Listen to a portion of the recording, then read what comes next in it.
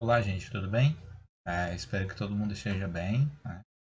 Eu não sei que hora você está assistindo esse vídeo, então bom dia, boa tarde ou boa noite. Eu vou falar aqui um pouquinho sobre teoria das supercordas, certo?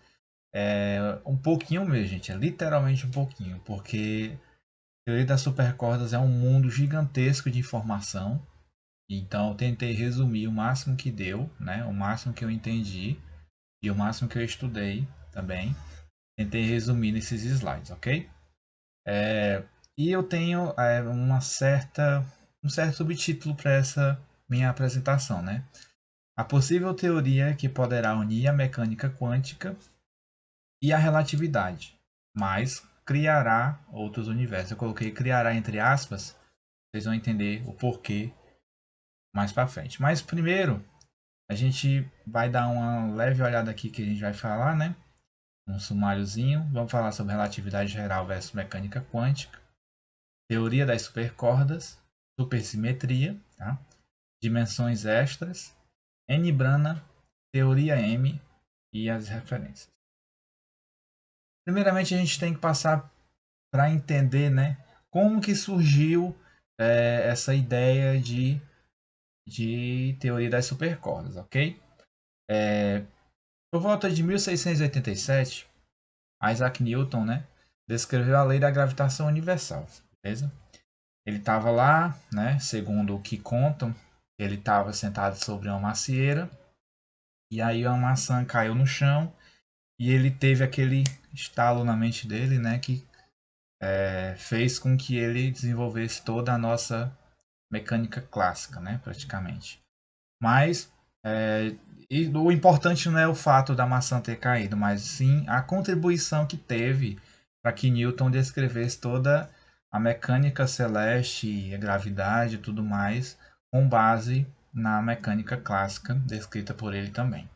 Então, Newton dizia que um corpo, massa, né, que orbitava outro corpo que também tinha massa, existia uma força entre eles na qual mantinha unido, né, os dois ali através de uma força que ele denominou essa força de força gravitacional, certo?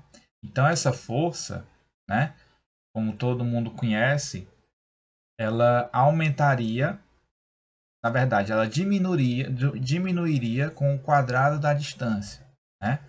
Então quanto mais distante um corpo um do outro, menor seria a força, e quanto mais próximo, maior seria a força.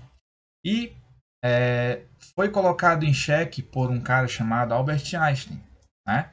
Em 1915, porque ele pensou o seguinte: beleza, o Newton fez uma revolução na física, ok? Mas como que acontece no sistema Sol-Terra, sendo que o Sol está a uma distância de 150 milhões de quilômetros da Terra?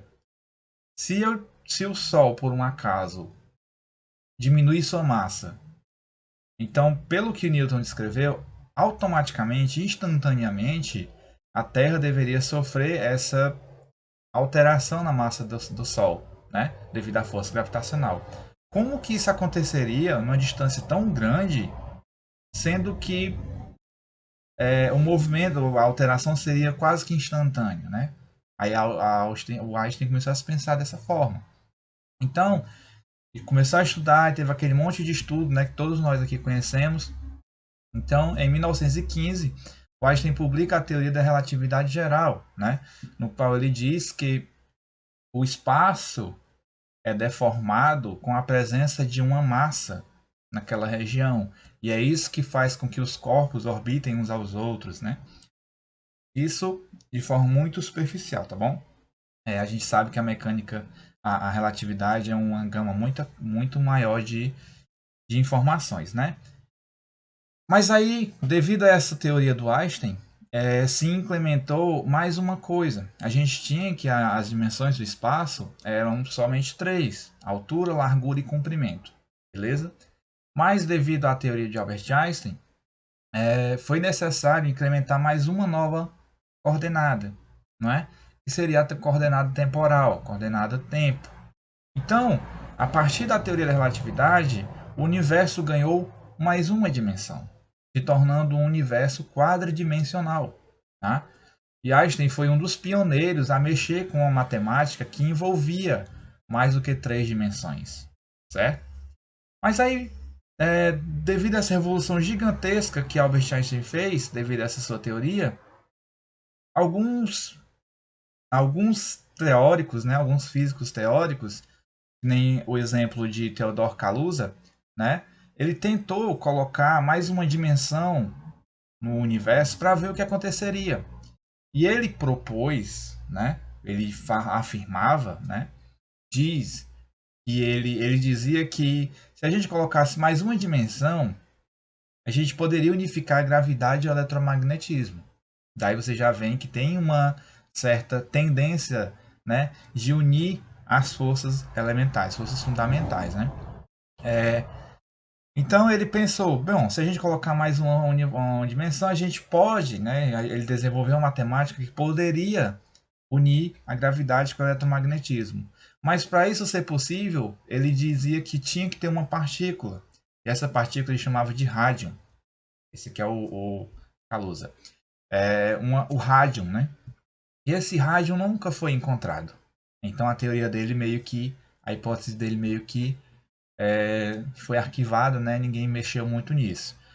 Mas justamente nessa mesma época, o que também fez a teoria dele que estava ganhando espaço ser, né, também apagada de certa forma, foi a ideia da mecânica quântica, certo? Aí descrita por Ernst Heisenberg, Max Born e Erwin Schrödinger, né? Na época eles já estavam estudando ali os movimentos, mas em curtas distâncias, né? De transformar um sistema quântico em uma função de onda, né? Absorção de energia, efeitos, né? Como o Einstein também fez aquele prêmio Nobel dele do efeito fotoelétrico e tudo mais. Então a mecânica quântica ela chegava ali para descrever os movimentos do micro, né? Movimento interatômico, os movimentos de partículas muito pequenas. Aí começou uma confusão. A relatividade geral descrevia os movimentos em grandes escalas, né? Entre planetas, entre estrelas, entre galáxias e tudo mais. Mas quando se tratava para distâncias muito pequenas, ela não servia. E isso é fácil a gente perceber. Porque a força gravitacional ela tem um termo da distância ao quadrado, que diz que quanto maior a distância, menor vai ser a força. Né? Mas quanto menor for essa distância, maior será a força. E para distâncias interatômicas, essa força ia para o infinito. Então aí entrava num conflito, né? Só que a mecânica quântica, ela vinha para mostrar o que acontecia ali no mundo interatômico, né? O que estava acontecendo ali entre as partículas, né? Coisa que a relatividade geral não descrevia. Aí tinha uma briga, né? Entre para tentar buscar uma forma de unir essas duas, né? Que não conseguiam se unir. Então, aqui foram os que escreveram a mecânica quântica, né? Alguns deles, né? Que a gente sabe foram muitos. Então, pensou-se, beleza, o que a gente pode fazer para que a mecânica, a relatividade geral e a mecânica quântica andem de mãos dadas, né? O que possa fazer com que essas duas sejam unidas e como que a gente possa unir, né, criar uma forma de unificar essas duas. Pensou-se então na teoria das supercordas, né? Ela surgiu com justamente essa ideia de tentar unir, né, as duas maiores leis da física. E aí então pensou-se, beleza, as cordas, elas podem resolver esse problema da mecânica da teoria da relatividade, porque ela não vai tratar as partículas como não pontuais, e sim como vibrações, como ondas, né? Como oscilações. Então, a mecânica quântica ela trata dos movimentos ali dos sistemas quânticos com funções de onda. E a gente sabe que o foco maior da teoria da relatividade é a luz. E a luz é o quê? Pode ser tratado como uma onda também. Então, é um ponto que poderia fazer um link entre as duas. Então, pensou-se, beleza, vamos tratar com uma corda. Porque uma corda, né, você tem ali, ela pode vibrar. E aí essa vibração possa ser, né, que o mundo possa ser descrito através de vibrações, né, de ressonâncias, digamos assim. Então, essas ressonâncias, elas seriam muito suaves, diferentemente de você tratar uma partícula como um ponto, como uma pontual. Então,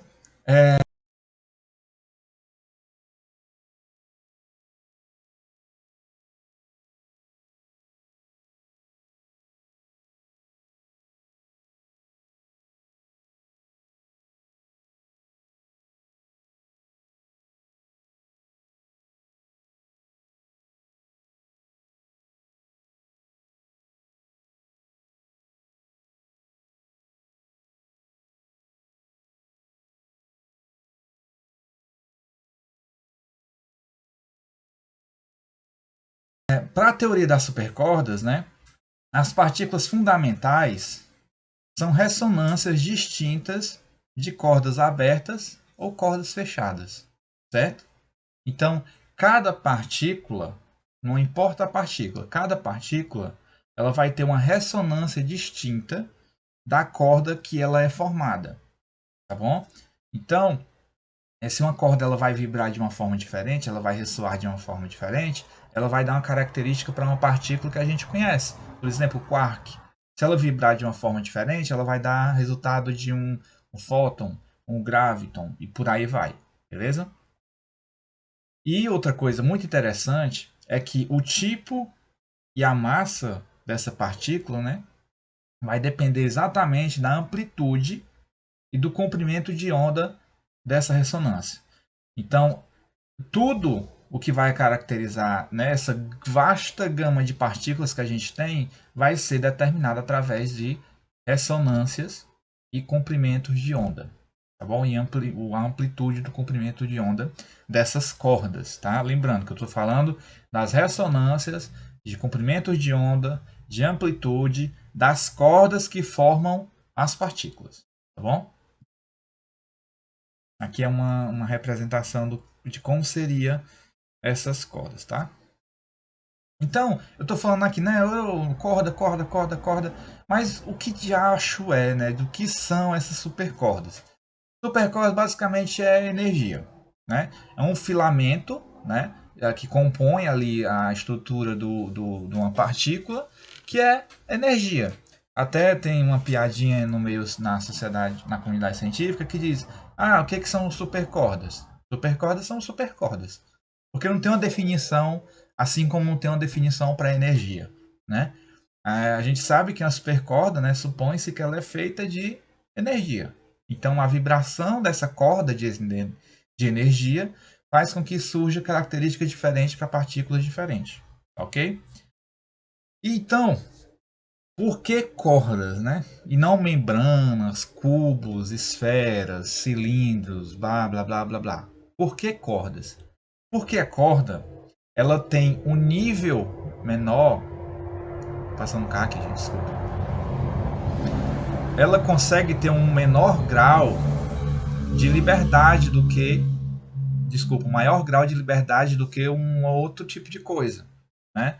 De ressonância, um grau de ressonância diferente, mais fácil de você trabalhar na mecânica quântica, na mecânica, né? Se você for unir as duas, trabalhar matematicamente com um grau de ressonância mais fácil, né? Como a gente viu lá em termodinâmica, a gente vê que as partículas têm graus de liberdade, né? Aquela forma como elas vibram, elas rotacionam, né? Então, uma corda, na teoria das supercordas, ela seria o elemento, né? Que teria o menor grau de ressonância. Então, você trabalharia mais facilmente com ela, beleza? Por isso que é corda, né?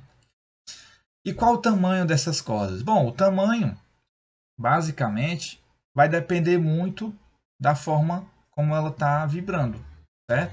Se for uma vibração mais curtinha, ela vai ter um tamanho só. Se for uma vibração mais, né, uma frequência maior, um comprimento de onda menor, ela vai ter um tamanho diferente. Então vai depender, né? E aí eu tenho essa imagem aqui para mostrar para vocês o seguinte. Imagina que a gente pega um pedaço da matéria, beleza? A gente dá um zoom, dá mais um zoom, já começa a ver algumas coisas, certo? Aqui é como se fosse a corda, tá?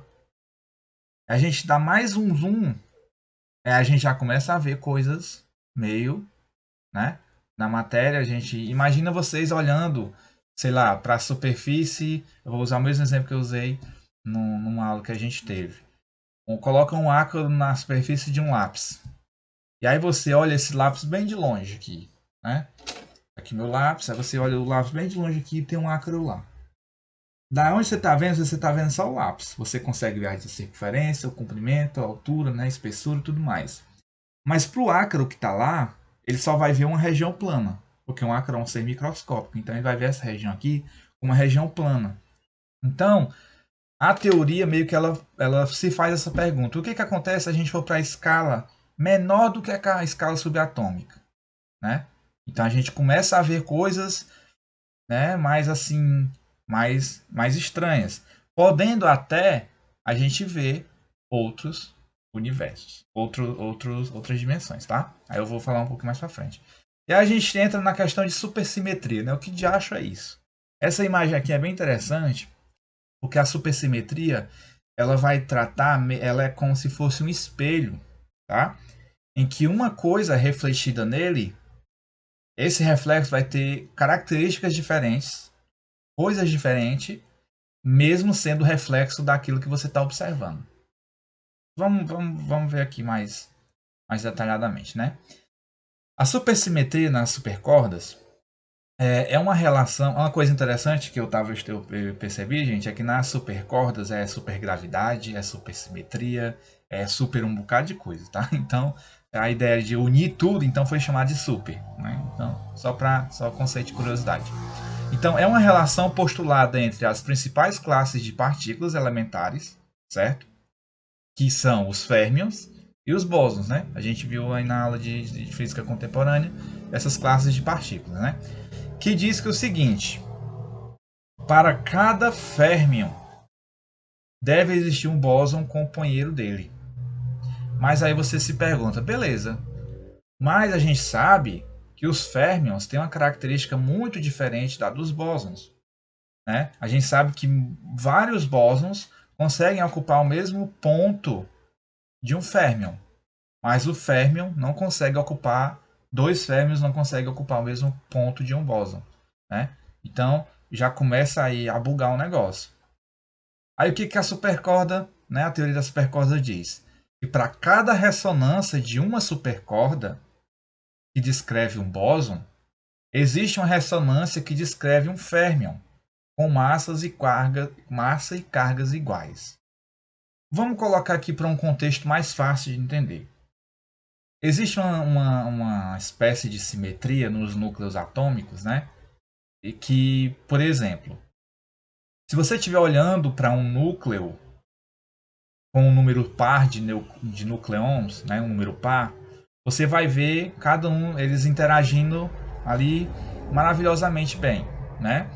E alguns experimentos viram, né, supõe-se que em alguns experimentos é possível, né, segundo a teoria, de que você, olhando para um núcleo com um número ímpar de nucleões, né, ou seja, sempre vai ter um sobrando, esse um que está sozinho, no experimento ele vai meio que parecer para você que ele está interagindo com um par, como se fosse vamos chamar assim de um fantasminha, né? Vamos colocar para um contexto mais fácil de entender. Imagina num salão onde tem 30 pares um salão de formatura, tem 30 pares, né, de pessoas dançando valsa, beleza? E em outro, essa é a condição ideal. Mas aí um deles vai embora e aí ficam sobrando, beleza?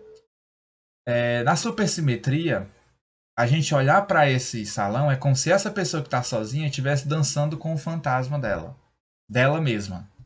ela não tem ninguém ali, certo? Mas é como se ela tivesse com alguém ali. A gente vê como se ela tivesse com alguém, mas ela não vê. Então é como se fosse um reflexo de alguma coisa, né, com características do que a gente já está observando, tá bom? É bem bugado, mas é basicamente isso, tá? A supersimetria. No entanto, para supercordas, você só precisa meio que tentar entender que para cada ressonância de uma supercorda que descreve um bóson, existe uma que descreve um férmion. Então, basicamente é isso, ok? Espero que vocês tenham entendido, porque supersimetria realmente é um negócio bem... Eu li muito para tentar associar algum exemplo para tentar explicar, então espero que tenham entendido. E aí, esse exemplo de supersimetria meio que gera uma coisa, uma tal de dimensão extra. Por quê? Porque você está olhando ali um objeto, um núcleo, uma coisa, e ela não tem aquela característica.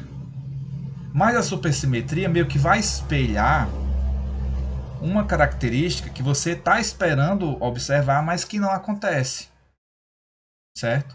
Então meio que a gente associa como uma forma de dimensão extra, um espelho que você consegue ver do outro lado, digamos assim, essas características que essa partícula, esse férmion não tem.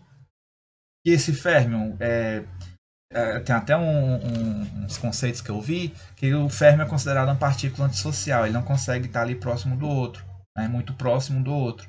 E é como se esse espelho você conseguisse ver férmions ali bem juntinhos uns do outro, tá bom? Então é como se fosse uma ideia de dimensão extra, beleza? E aí uma coisa muito esquisita que faz com que a teoria da supercosa não funcione ou seja uma teoria muito complexa. A matemática dela, para ela funcionar, ela precisa estar no universo de 11 dimensões. Então não é simples, tá? São 4 dimensões espaciais, desculpa, 3 dimensões espaciais que a gente conhece, uma temporal, tá bom? E outras 7 que estão por aí, ainda a serem pesquisadas, ok? Mas onde é que estão essas outras 7? A teoria afirma, né? Ela supõe, na verdade, que essas outras dimensões elas estejam em escalas muito pequenas, interatômicas, que só podem ser vistas através de luzes com uma intensidade, com uma carga energética muito alta, na qual a gente não conseguiu produzir ainda. Então, vou tentar colocar no exemplo aqui para a gente tentar entender. Essas partículas que a gente conhece, os férmions e os bósons, né? Vou colocar aqui em classes. É como se imaginem um lago. Esse lago está cheio de plantas na superfície.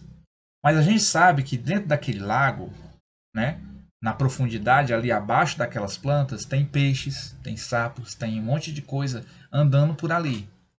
Então, vamos imaginar que essa superfície que tem as plantas seja uma superfície que a gente conhece, a superfície tridimensional, né, altura, largura e comprimento. E esses mais mergulhados nessa profundidade aí seriam essas outras dimensões, mas contendo essa superfície tridimensional, né? É como se essa superfície tridimensional na qual a gente vive estivesse mergulhada dentro dessas outras 7 dimensões.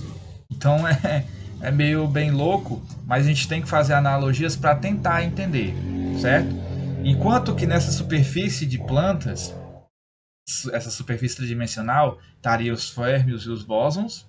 Nessa parte abaixo dessa superfície, estariam as partículas que conseguiriam andar por essas dimensões extras, tá bom? Então, é uma analogia que a gente possa fazer.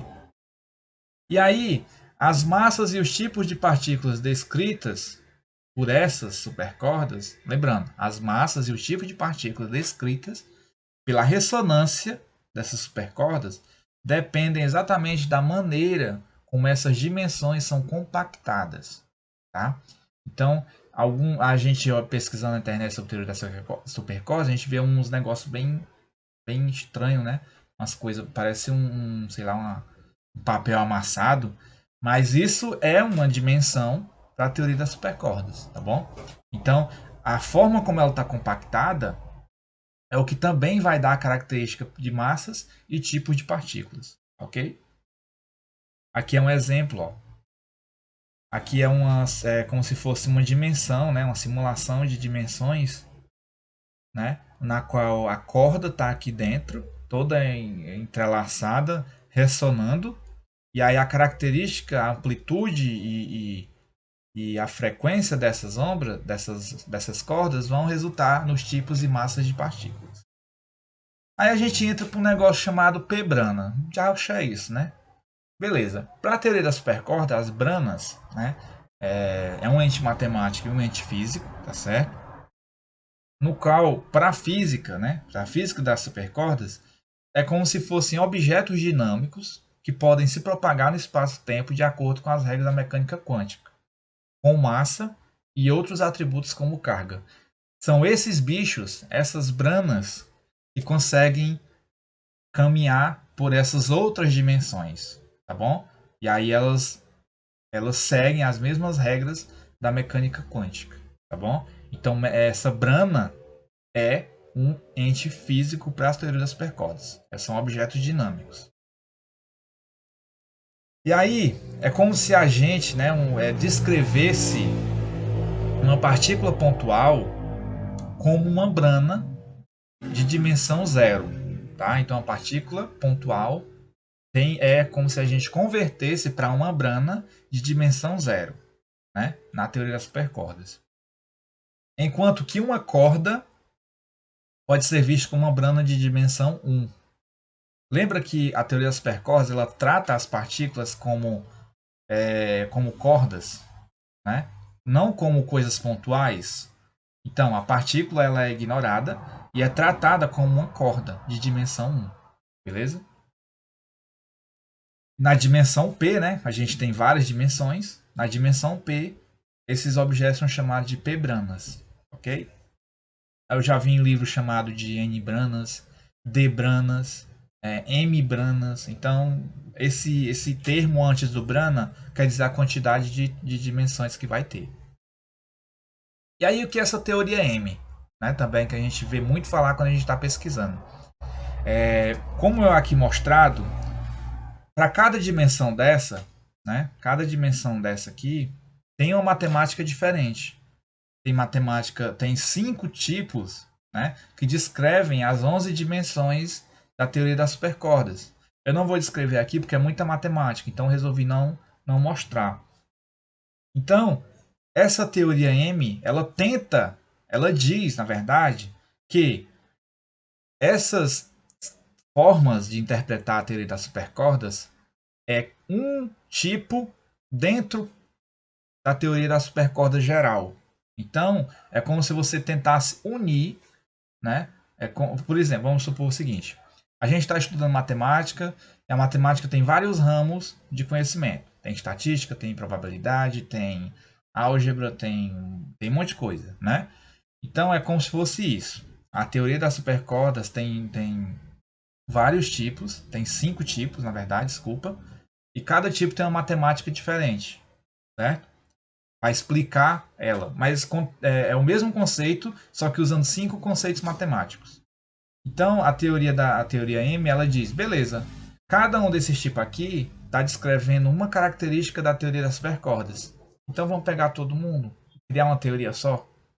Então, a teoria M, ela é basicamente, ela sugere que as diversas interpretações matemáticas da teoria das supercordas tratam-se, na verdade, né, da mesma coisa. Então, beleza, se tem 5 coisas falando a mesma coisa, vamos juntar e fazer uma só.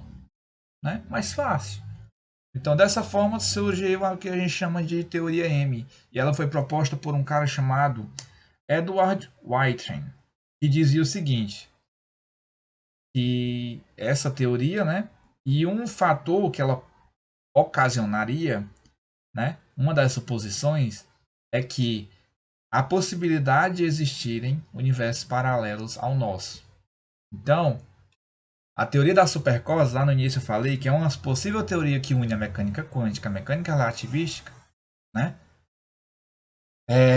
De uma única forma, porém, ela resulta, né, na união dessas duas, ela resulta em universos paralelos, certo? Então, é uma teoria que vem ganhando muito fama, principalmente na ficção científica, por esse fato, por ela dar margem para universos paralelos, beleza?